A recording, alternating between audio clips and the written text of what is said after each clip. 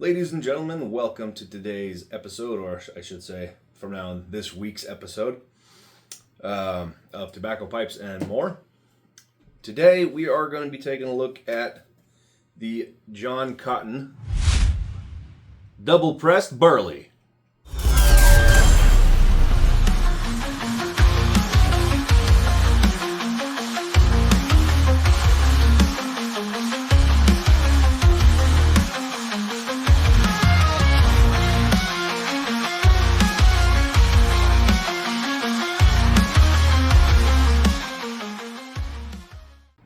All right, so like I said, today we're going to be taking a look at the John Cotton Double Press Burley, and I did some research because I wasn't quite sure.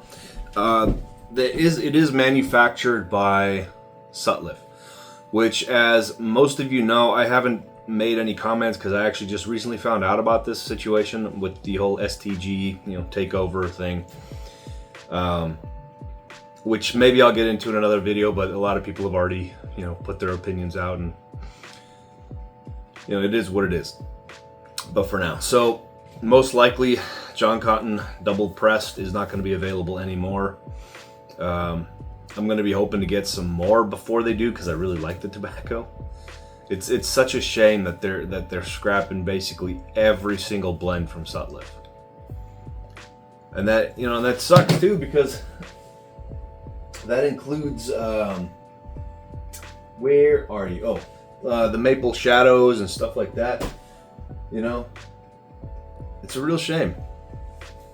I mean, I understand that the market is not the best in some places, but, people like specific tobaccos. Maybe keep a few of them around. And I understand kind of what's going on as far as, I disagree 100% that they want to destroy the equipment from the Sutliff factory. That I 100% disagree with. However, business is business. As far as the facility itself, from the information that I gathered from watching some other people and doing a little bit of my own research, they have every right to discontinue the factory. And what they were saying, as far as I can gather, was that it doesn't make any sense for them to have the Sutliff factory when they can produce everything that they want to produce in their own factory in, I believe, Denmark. So having the factory here just causes them to have to spend more money and so on. And who knows where this is all going to go? Maybe they're going to bring back some blends and stuff later on.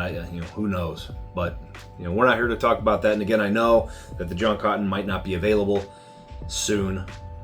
And I apologize for that. But for those who do have it, or in the future, for those who have tobacco that is getting discontinued, think about sharing some of that. Your local, cigar bars or meetings or whatever. If you have a pipe club, just share some of the stuff so some people who haven't ever tried Mac Baren or Sutliff can try them at those times. But anyway, let's get on to this. This blend. I really like the John Cotton Double Pressed. Not a lot of people do it. They go through a double press process, which is really cool because they do that for pretty much all their blends, hence the name John Cotton's Double Pressed line of tobacco. I have a snippet here from the tobaccoreviews.com. It says John Cotton's Double Pressed Burley is a fantastic choice for Burley lovers, but also for people who may have tried unflavored Burley blends before and didn't care for them. This blend starts with superb Burleys that's mixed with just enough naturally sweet Virginia, so it's a Burley Virginia mix, to counterbalance the earthy sourness of the Burley. Then a bit of dark fired leaf is added for smokiness and spice. So there's more than one type of tobacco within this Burley blend. So it's not a straight Burley. It has a few other elements to it. These tobaccos are pressed and sliced into flakes. Then these flakes are tumbled out into a chunky ribbon, allowed to breathe, put into a mold, and repressed into a crumble cake. This deepens and enriches the flavor while softening any sharp flavors. John Cotton's double-pressed Burley will be an intriguing change of pace for the Burley fan, and might just surprise people who think they don't care for the flu-cured leaf. So again, it's a combination of Burley, Kentucky, and Virginia, which is really cool for me because I really enjoy Virginia's and the Kentucky tobacco. So for the next 4 weeks, I am planning on doing a John Cotton double pressed lineup. So like we're starting out today with the John Cotton double pressed Burley. I don't know in what order I'm going to do, but we have the double pressed dark fired, double pressed Kentucky, and the double pressed Virginia. Now I don't have any of the aromatic blends that they sell for this particular lineup. I just ended up not getting them at the time of purchase because I purchased these all at the same time. So I just don't have them. Maybe in the future if I could ever get my hands on them, but again, you know, with the whole Sutliff being discontinued, it might not happen. So, especially with all the panic buying and such. But let's go ahead and give this stuff a whiff. Mine is a little excessively dry, so I do apologize about that. It's been sitting in the tin for a while, and it's been sealed, but these tins don't seal very well for lengths at a time. You can definitely smell the Burley. Obviously, it's a Burley-based blend, but you do pick up those notes of Kentucky and and Virginia. And you can see it also in the crumble cake. Yeah, this is like bone dry. You can see all the darker and lighter leaf. This would be the Kentucky and the Virginia, and the yeah, you can kind of see the little burley pieces in there. It smells fantastic though. It's kind of chocolatey. Has a pruniness to it, but not like excessively pruny, but it's there. And then it has that hay smell from the Virginia, which is fantastic because I absolutely love that hay smell. It kind of like a raisiny currant smell to it. Let's go ahead and close this one up.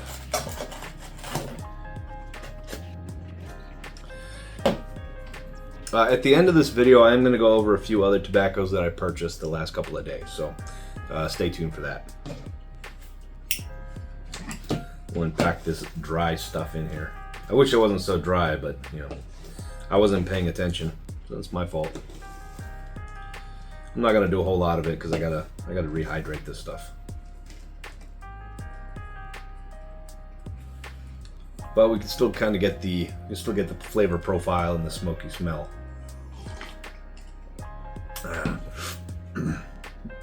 Got me some good old coffee today. All right, let's go ahead and light this up.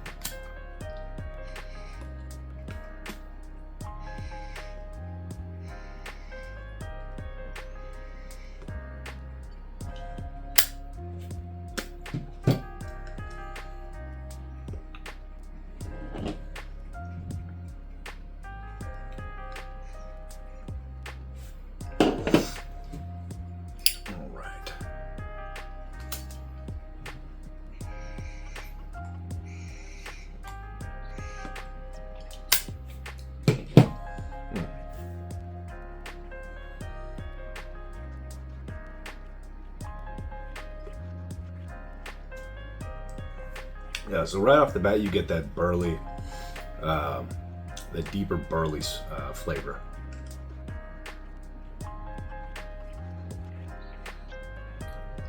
really earthy.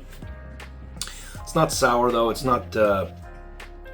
It's kind of like a chocolatey earthiness to it. Slightly sweet, and that has to do with those Virginias, which is fantastic because a nice sweeter Burley is more up my alley. I don't know about you guys, but I prefer something a little bit on the sweeter side.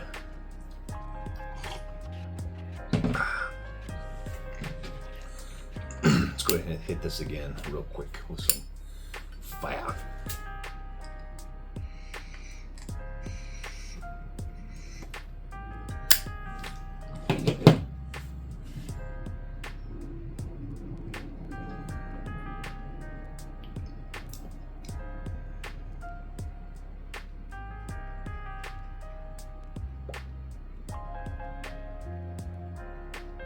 Yeah, you can tell it's dry.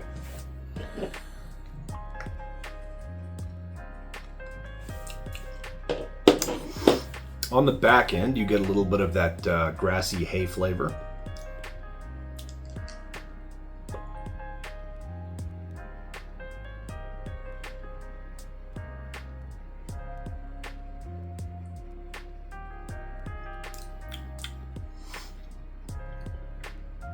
Yeah, it's really nice. It's mellow, it's lightly sweet, it's earthy, kind of chocolatey. You don't really get any of that pruny, raisiny flavor coming through the tobacco, though you get it through the smell in the tin.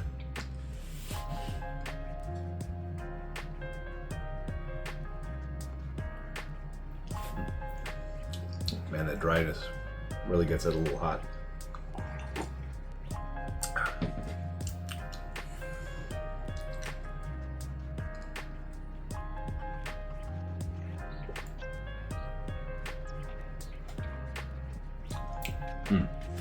It's very smooth, even though it's super dry. It's very smooth, which a lot of times when you get a super dry tobacco, it's not smooth. It's very harsh, very rugged, so to speak.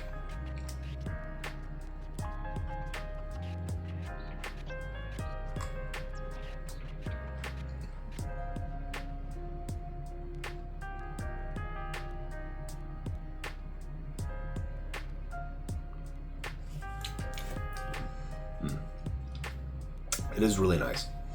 I am not the biggest fan of Burleys. I do enjoy them, but I prefer a mixed Burley blend, which this is a mixed Burley blend, and it has the other components that I enjoy, which is the Virginia and the Kentucky tobaccos. So for me personally, it has all the elements that I would like in a tobacco. As some of you who've been watching my channel know, I'm not the biggest Latakia fan. There are a few blends that I really enjoy, like the Pirate Cake or Captain Earl's Private Stock, to name a couple. But I prefer more tobacco like this, or Dark Fired, or Virginias, Kentuckies. Something with a little bit more depth other than just the Latakia bomb. So, but that's just my personal opinion. Some of you may disagree, and that's perfectly fine. It's out. There is quite a bit of depth to this particular Burley blend.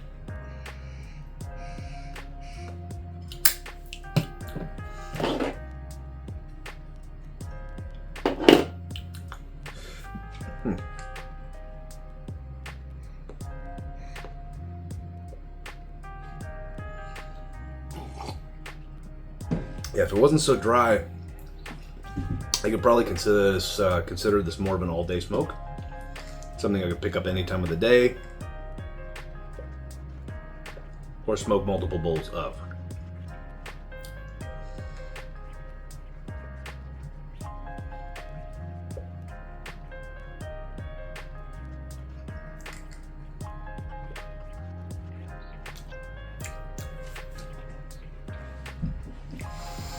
Yeah, I get more.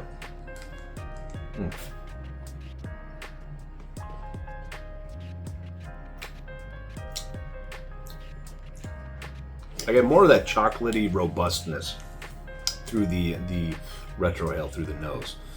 I don't know why that is, but It's really nice. It's more like a dark chocolate, kind of cocoa, cacao dark, you know. It's not quite milky chocolate.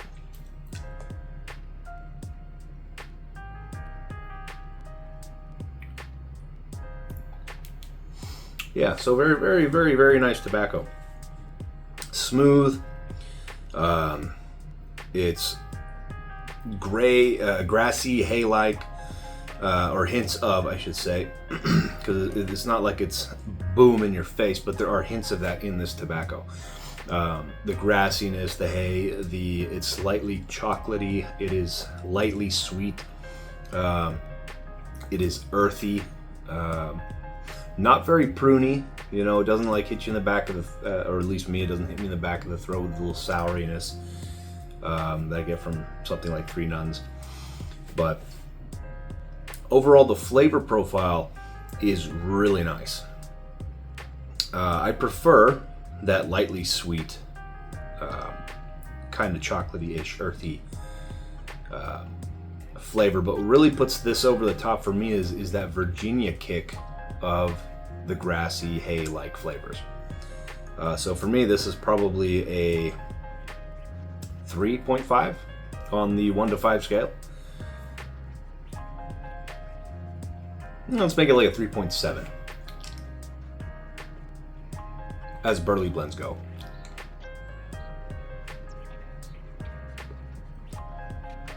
But yeah, definitely something I could smoke all day. It does have a light pepperiness to it. I don't know if that has to do with the fact that it's really dry. It's possible, so probably won't have that when it's wetter. But if it does, it has a slight little bit of pepperiness to it. So that is my review of John Cotton Double Pressed Burley. And maybe later on in the future, we'll go ahead and revisit these tobaccos and kind of get a see what we taste later on. But like I said in the beginning of this video, I did have a couple of other things I wanted to show you guys before we head out of here today. The first one, I went to my local cigar emporium bar. It's called Anthony's Cigar Emporium, and they stock a very limited supply of pipe tobacco, though they do have some, you know. But they're primarily a cigar shop. However, I found a few tobaccos that I have been meaning to buy and just haven't gotten around to. So the first one is Cornell and Dill Bayou Morning. It is a higher Perique percentage. It says here 25% Perique. I enjoy Perique tobacco, so I have a good feeling I'm going to enjoy this one. So, not sure what I'm going to do after this John Cotton series, but you know, we'll see. So this is one that's also up. I also have quite a few back here that I haven't done a review on. So the next one, which I've also been really looking forward to, is Cornell and Dill's Gentleman Caller. And for those of you who don't know, they put deer tongue in here, or dog's tongue, but more commonly referred to as deer tongue. And it's not a deer's tongue from an animal. It's a herb. It's a plant, and it gives this tobacco a very nice sweetness, and it smells like cinnamon cookies.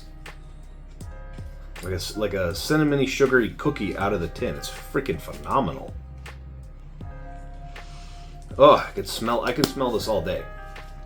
I do want to get a pipe that would be